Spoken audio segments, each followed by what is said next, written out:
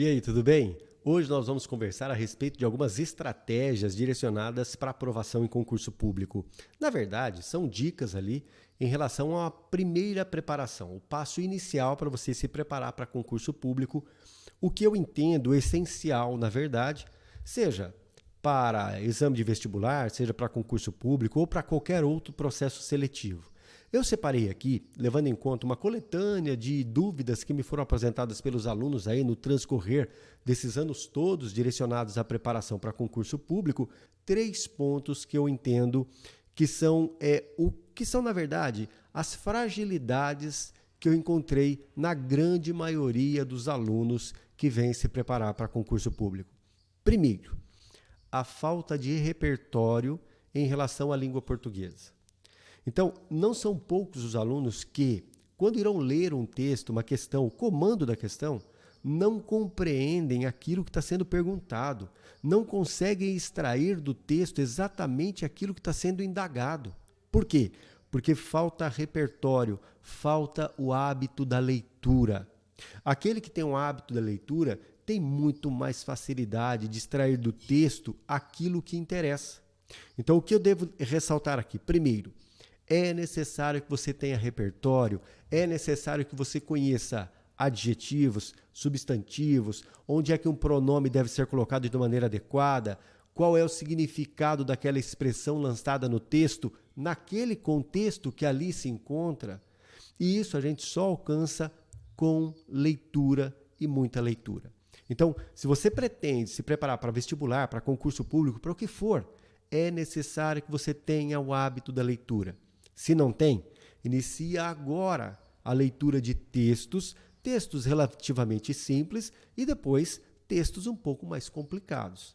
Agora, olhando para concurso público mesmo, em relação às provas que a gente tem percebido, esse conhecimento, esse repertório é necessário tanto para a prova objetiva quanto para a prova dissertativa, especialmente para a prova de redação, quando ela é exigida no seu concurso. Então, primeiro ponto que eu quero que você leve em consideração, a necessidade de repertório, a necessidade de conhecimento da língua portuguesa, a necessidade de leitura. Obviamente que muitos têm essa dificuldade em razão de um estudo que houve de maneira deficiente, seja no primário ou no nível médio, seja onde for. Provavelmente houve uma carência nessa caminhada que agora deve ser superada. E eu afirmo, olha, sem medo de errar, a grande maioria não consegue transcender esse obstáculo, porque demanda muita dedicação. Então, o que a gente tem feito? Dos nossos cursos, eu faço questão de apresentar ao aluno as aulas, videoaulas, mas também trago a eles textos daquela matéria que a gente está tratando, sim, mas textos para que ele leia, para que tenha leitura e se habitue a ter ali no seu texto expressões complexas, expressões um pouco mais sofisticadas, porque é isso que nós vamos encontrar na nossa prova. Então, primeiro aspecto, repertório em relação à língua portuguesa e bastante leitura. Agora, vamos falar dos temas de direito. O que a gente percebe também na caminhada e uma outra fragilidade que o aluno se depara. Essa fragilidade, ela se destaca nas provas, e hoje a grande maioria das provas, a grande maioria é feita desse jeito, nas provas onde se exige o conhecimento interdisciplinar.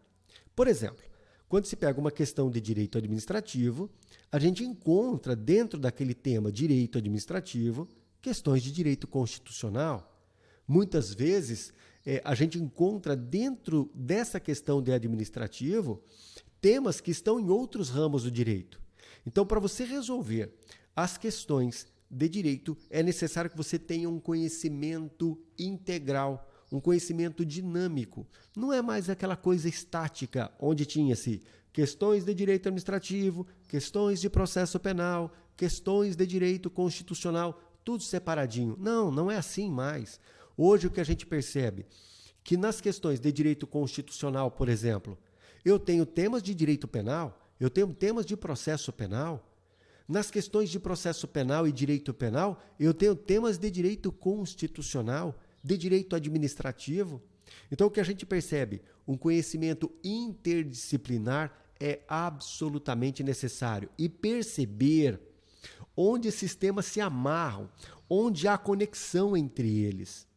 Por isso que, quando a gente trabalha em sala de aula ou nas videoaulas, eu busco, durante a nossa caminhada, estabelecer links. Olha, nesse tema de direito administrativo, você vai se lembrar, lá em direito constitucional, que é falado isso. Destaco um princípio fundamental que eu tenho na Constituição, ou destaco uma garantia ou um direito individual que se relaciona com aquela questão que é trazida. Então, isso é muito importante, o conhecimento interdisciplinar. Linkar as questões, vincular as questões, onde elas, evidentemente, se amarram. Isso faz muita diferença na hora da compreensão da questão, na hora de você resolver. Porque muitas vezes, e quantas vezes eu ouvi isso, nossa, professor, eu não sei se esse tema que está sendo perguntado aqui, se é de direito administrativo ou se é de direito constitucional. Mas há temas que se imbricam, eles na verdade se entrelaçam. Então é necessário conhecimento interdisciplinar. Eu falo para os meus alunos, sempre falo em sala de aula, você tem que ter um conhecimento olhando do alto. Não é mais aquele conhecimento estático. Isso não resolve mais. Então, é necessário que tenha um conhecimento dinâmico em relação ao direito. Isso é importante, obviamente, para as questões objetivas e te ajudará muito a desenrolar ali um raciocínio nas questões subjetivas, ou dissertativas, especialmente no caso da redação. Tá certo? Então, duas fragilidades que a gente precisa superar. Primeiro, o repertório em relação à língua portuguesa, a necessidade de leitura. Quando se fala das questões de direito, é importantíssimo que você tenha um conhecimento dinâmico, olhando do alto e compreendendo os temas. Isso se faz também através de leituras de diversos autores. Por exemplo, no nosso curso direcionado para a Polícia Civil, tanto a Polícia Civil de São Paulo quanto a Polícia Civil do Paraná, a gente tem ali textos que são trazidos após as videoaulas para que o aluno leia, para que com isso ele estabeleça o link entre as matérias e para que ele tenha repertório. E isso ajudará muito e muito também nas questões dissertativas. E por último, resolver questões. A resolução de questões, obviamente, e você já deve ter ouvido isso diversas vezes, a resolução de questões é o que trará a você a noção de sua preparação. Então, é importante que você estabeleça um dia da semana para resolver questões em relação aos temas estudados durante a semana. Muitos resolvem questões todos os dias. Estuda língua portuguesa, resolve algumas questões a respeito de língua portuguesa. Hoje, nós temos diversos mecanismos que nos permitem, por meio de filtros, tá, você escolher as questões levando em conta assunto, levando em conta a banca, levando em conta a atualidade do tema. Então, é muito importante que você resolva questões. E quando eu digo resolver questões, é ali, pega ali um pacote de 10 questões, senta como se estivesse num ambiente de prova, resolve as questões, confere o gabarito e depois vai estudar em relação a esse tema novamente, especialmente em relação às questões que houver errado, tá bom? Isso ajuda muito, é o básico, na verdade, para aquele que pretende se preparar para concurso público. Agora, um erro, e não é uma fragilidade, é um erro que comumente o aluno comete. Qual é o erro? É estudar as matérias que tem mais afinidade, é estudar as matérias que gosta, deixando as matérias um pouco mais difíceis porque não tem afinidade de lado. Na verdade, o trabalho tem que ser inverso. Na verdade, você precisa fazer o quê? Pegar aquelas matérias com as quais você não tem afinidade, com as quais você criou uma certa resistência e enfrentar essas matérias. No meu caso, eu tinha esse problema com língua portuguesa e matemática. Então, precisei, em relação à língua portuguesa, enfrentar esse fantasma e ali estudar com profundidade. Então, eu dispensava maior tempo de estudo para essa matéria que eu tinha certa dificuldade. Matemática, eu tive a sorte, nos concursos que eu prestei, eu não encontrei matemática, portanto, essa de fato eu acabei afastando, deixando de lado. Então, é importante que você direcione o seu estudo para as matérias que você tem dificuldade. Enfrentar esse tipo de fantasma é imprescindível. Por quê? É muito gostoso você estudar as matérias que você gosta. É uma delícia estudar direito penal. Muitos adoram direito penal.